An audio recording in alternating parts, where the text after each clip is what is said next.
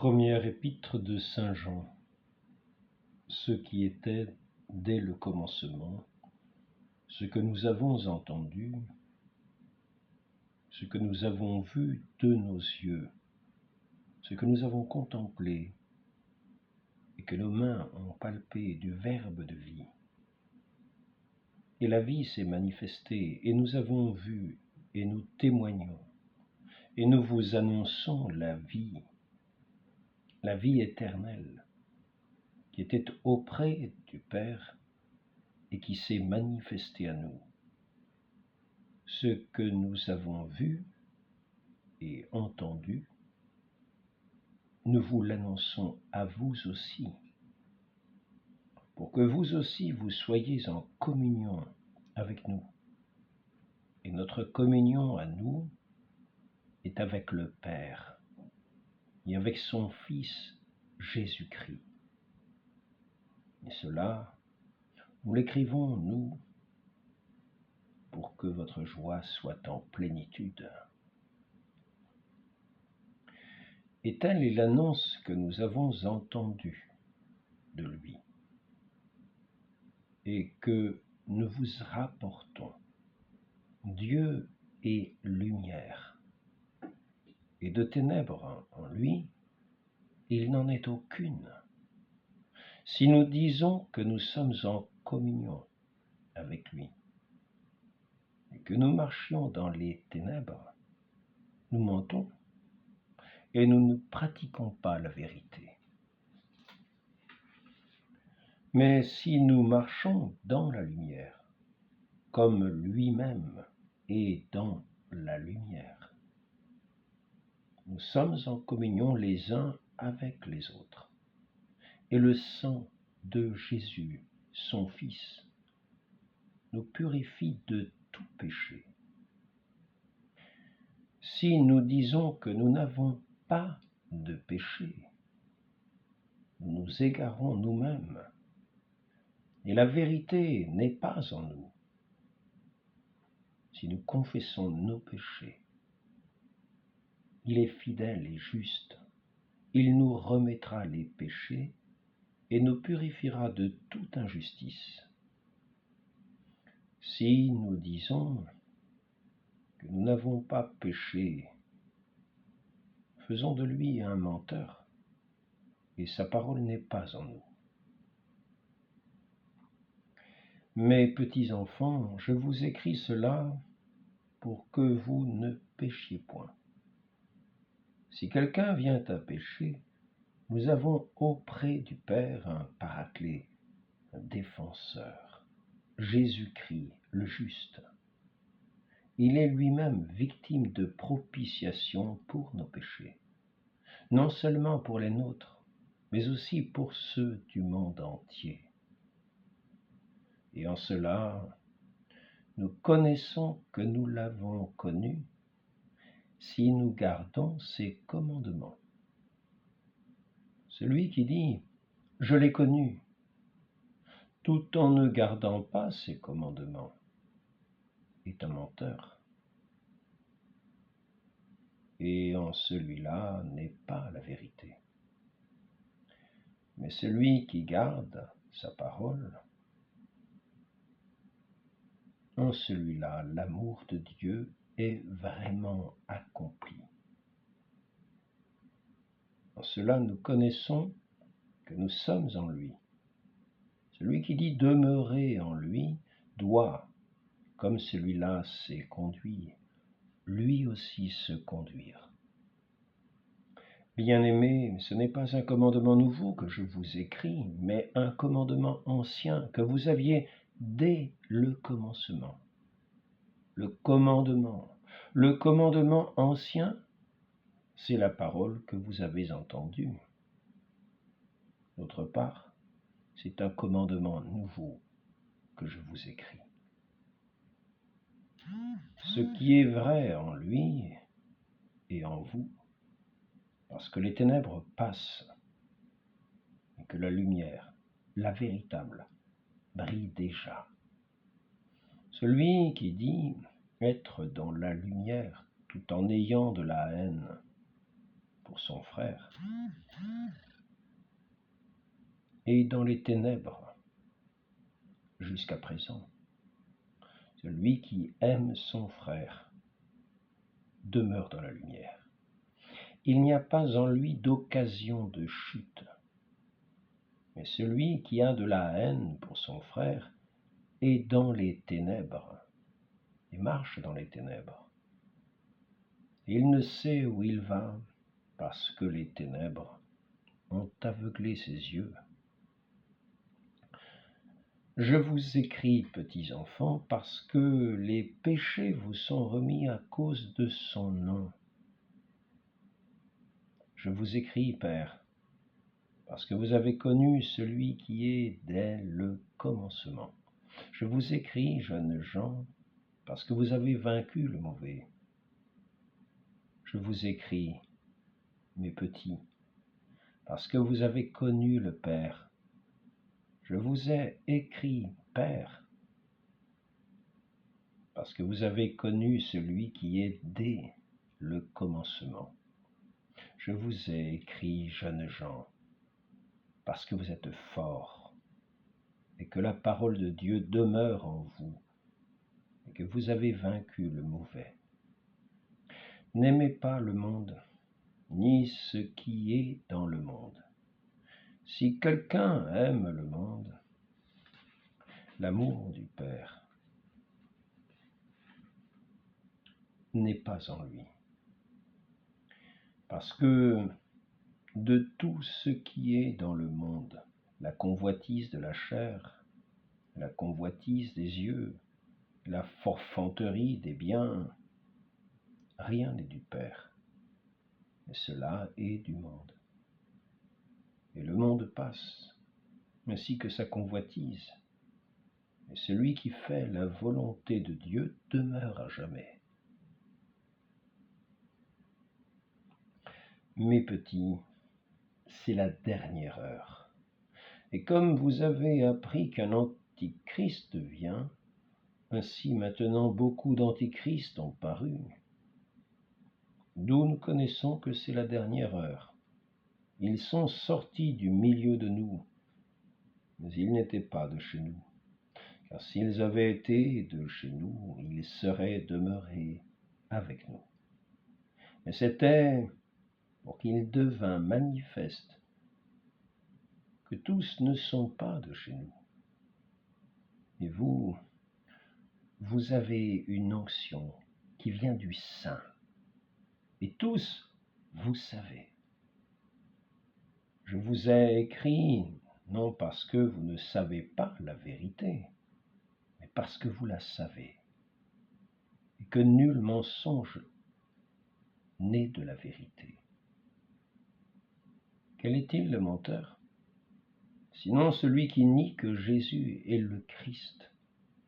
Celui-là est l'Antichrist, qui nie le Père et le Fils.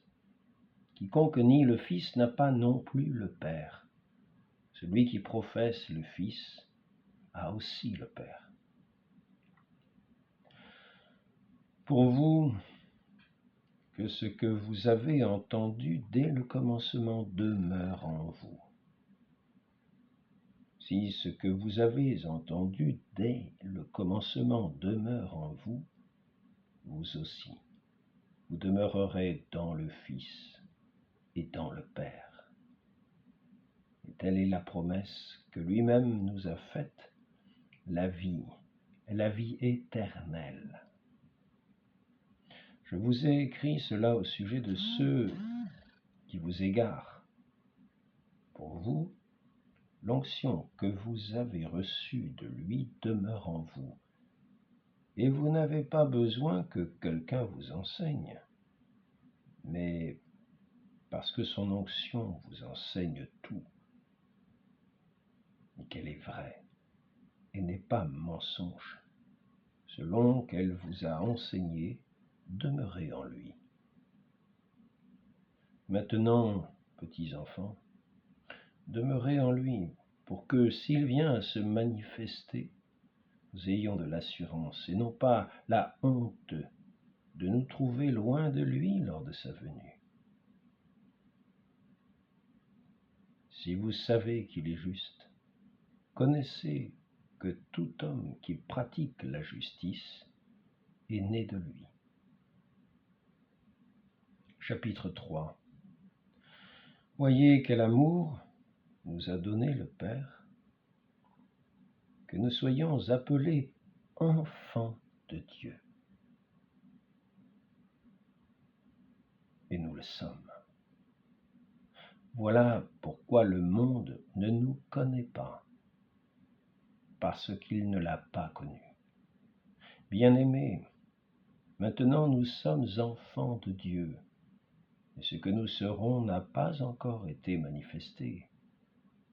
Nous savons que s'il vient à se manifester, nous serons semblables à lui, parce que nous le verrons comme il est. Et quiconque a cette espérance en lui se purifie comme celui-là est pur. Quiconque commet le péché commet aussi l'illégalité, car le péché est l'illégalité. Et vous savez que celui-là s'est manifesté pour enlever les péchés, et de péché, il n'en est pas en lui. Quiconque demeure en lui ne pêche pas. Quiconque pêche ne l'a pas vu et ne l'a pas connu. Petits enfants, que personne ne vous égare. Celui qui pratique la justice est juste, comme celui-là est juste. Celui qui commet le péché est du diable, parce que le diable pêche dès le commencement. Pour cela s'est manifesté le Fils de Dieu, afin de détruire les œuvres du diable. Quiconque est né de Dieu ne commet pas de péché, parce que sa semence demeure en lui. Et il ne peut pas pécher parce qu'il est né de Dieu. En cela sont manifestes les enfants de Dieu et les enfants du diable. Quiconque ne pratique pas la justice n'est pas de Dieu, et pas davantage celui qui n'aime pas son frère. Telle est en effet l'annonce que vous avez entendue dès le commencement, que nous nous aimions les uns les autres, non pas comme Caïn qui était du mauvais et qui égorgea son frère. Et pourquoi l'égorgea-t-il? Parce que ses œuvres étaient mauvaises, tandis que celles de son frère étaient justes. Ne vous étonnez pas, frères, si le monde vous hait. Nous savons, nous, que nous sommes passés de la mort à la vie, parce que nous aimons les frères. Celui qui n'aime pas demeure dans la mort. Quiconque a de la haine pour son frère est un homicide. Et vous savez qu'aucun homicide n'a la vie éternelle demeurant en lui. En cela, nous avons connu l'amour. C'est que celui-là a livré sa vie pour nous. Et nous aussi, nous devons livrer notre vie pour nos frères. Celui qui a des biens dans ce monde voit son frère dans le besoin et lui ferme ses entrailles. Comment l'amour de Dieu demeurerait-il en lui? Petits enfants, n'aimons pas en parole ni de langue, mais en action et vérité. En cela, nous connaîtrons que nous sommes de la vérité. Et devant lui, nous rassurerons notre cœur, parce que si notre cœur nous condamne, Dieu est plus grand que notre cœur, et il connaît tout. Bien-aimés, si le cœur ne nous condamne pas, nous avons de l'assurance auprès de Dieu. Et quoi que nous demandions, nous le recevons de lui, parce que nous gardons ses commandements et faisons ce qui lui plaît. Et tel est son commandement, que nous croyions au nom de son Fils Jésus-Christ, et que nous nous aimions les uns les autres, comme il nous en a donné le commandement. Et celui qui garde ses commandements demeure en lui, et lui en lui. Et en cela, nous connaissons qu'il demeure en nous, par l'Esprit qu'il nous a donné. Bien-aimés, ne croyez pas tout esprit, mais éprouvez les esprits pour voir s'ils sont de Dieu, car beaucoup de faux prophètes se sont répandus dans le monde. En cela, connaissez l'Esprit de Dieu. Tout esprit qui professe Jésus-Christ venu en chair est de Dieu, et tout esprit qui ne professe pas Jésus n'est pas de Dieu. Et c'est là l'esprit de l'Antichrist, dont vous avez appris qu'il vient, et maintenant il est déjà dans le monde. Vous êtes de Dieu, vous, petits enfants. Vous les avez vaincus parce que celui qui est en vous est plus grand que celui qui est dans le monde. Eux, ils sont du monde. C'est pourquoi ils parlent d'après le monde, et le monde les écoute. Nous, nous sommes de Dieu. Celui qui connaît Dieu nous écoute. Celui qui n'est pas de Dieu ne nous écoute pas. Par là, nous connaissons l'esprit de vérité et l'esprit d'égarement. Bien-aimés, aimons-nous les uns les autres, parce que l'amour est de Dieu, et quiconque aime est né de Dieu et connaît Dieu. Celui qui n'aime pas n'a point connu Dieu, parce que Dieu est amour. En cela s'est manifesté l'amour de Dieu pour nous. Dieu a envoyé son Fils, l'unique, dans le monde, afin que nous vivions par lui. En cela est l'amour. Ce n'est pas nous qui avons aimé Dieu, mais c'est lui qui nous a aimés et qui a envoyé son Fils en victime de propitiation pour nos péchés. Bien-aimés, si Dieu nous a ainsi aimés, nous aussi, nous devons nous aimer les uns les autres. Dieu, jamais personne ne l'a contemplé. Si nous nous aimons les uns les autres, Dieu demeure en nous et son amour se trouve accompli en nous. En cela, nous connaissons que nous demeurons en lui et lui en nous. À ce qu'il nous a donné de son esprit. Et nous avons contemplé et nous attestons que le Père a envoyé son Fils comme sauveur du monde. Celui qui professe que Jésus est le Fils de Dieu, Dieu demeure en lui et lui en Dieu. Et nous avons connu l'amour que Dieu a pour nous et nous y avons cru. Dieu est amour.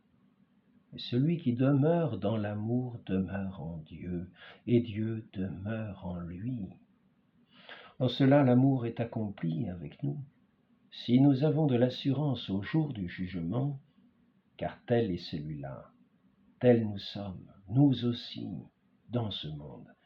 Il n'y a pas de crainte dans l'amour, mais l'amour parfait bannit la crainte, car la crainte appelle un châtiment, et celui qui craint n'est pas accompli dans l'amour. Pour nous, aimons, puisque lui nous a aimés le premier. Si quelqu'un dit « j'aime Dieu » et a de la haine pour son frère, c'est un menteur. Car celui qui n'aime pas son frère qu'il voit ne peut pas aimer Dieu qu'il ne voit pas. Et tel est le commandement que nous tenons de lui, que celui qui aime Dieu aime aussi son frère. Chapitre 5. Quiconque croit que Jésus est le Christ est né de Dieu, et quiconque aime celui qui a engendré, aime celui qui est né de lui. En cela, nous connaissons que nous aimons les enfants de Dieu, lorsque nous aimons Dieu et que nous pratiquons ses commandements. Tel est en effet l'amour de Dieu, que nous gardions ses commandements. Et ces commandements ne sont pas pénibles, parce que tout ce qui est né de Dieu est vainqueur du monde. Et telle est la victoire qui a vaincu le monde, notre foi. Qui est le vainqueur du monde, sinon celui qui croit que Jésus est le Fils de Dieu? C'est celui-là qui est venu par l'eau et le sang, Jésus-Christ, non pas avec l'eau seulement, mais avec l'eau et le sang. Et c'est l'Esprit qui témoigne, parce que l'Esprit est la vérité. Car il y en a trois qui témoignent, l'Esprit et l'eau et le sang. Et les trois ne font qu'un. Si nous recevons le témoignage des hommes, le témoignage de Dieu est plus grand, parce que tel est le témoignage de Dieu. Il a témoigné au sujet de son Fils. Celui qui croit en le Fils de Dieu a le témoignage en lui. Celui qui ne croit pas Dieu a fait de lui un menteur, parce qu'il n'a pas cru au témoignage de Dieu que Dieu a rendu au sujet de son Fils. Tel est le témoignage. Dieu nous a donné la vie éternelle, et cette vie est en son Fils. Celui qui a le Fils a la vie. Celui qui n'a pas le Fils de Dieu n'a pas la vie.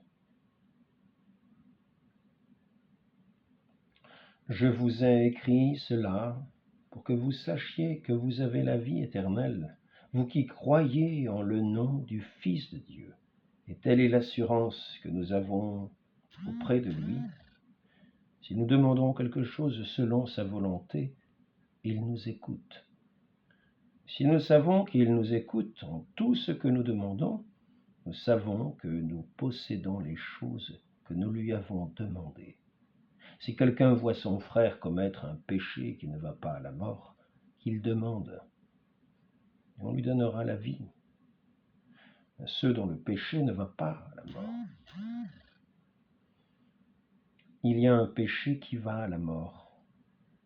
Ce n'est pas pour celui-là que je dis de prier.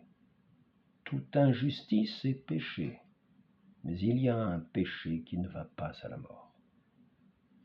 Nous le savons, quiconque est né de Dieu ne pêche pas, mais celui qui a été engendré de Dieu le garde, et le mauvais ne le touche pas. Nous savons que nous sommes de Dieu et que le monde entier gît au pouvoir du péché. Mais nous savons que le Fils de Dieu est arrivé et qu'il nous a donné l'intelligence pour connaître le véritable. Et nous sommes dans le véritable, dans son Fils Jésus-Christ. De celui-là, le véritable Dieu et la vie éternelle. Petits enfants, gardez-vous des idoles.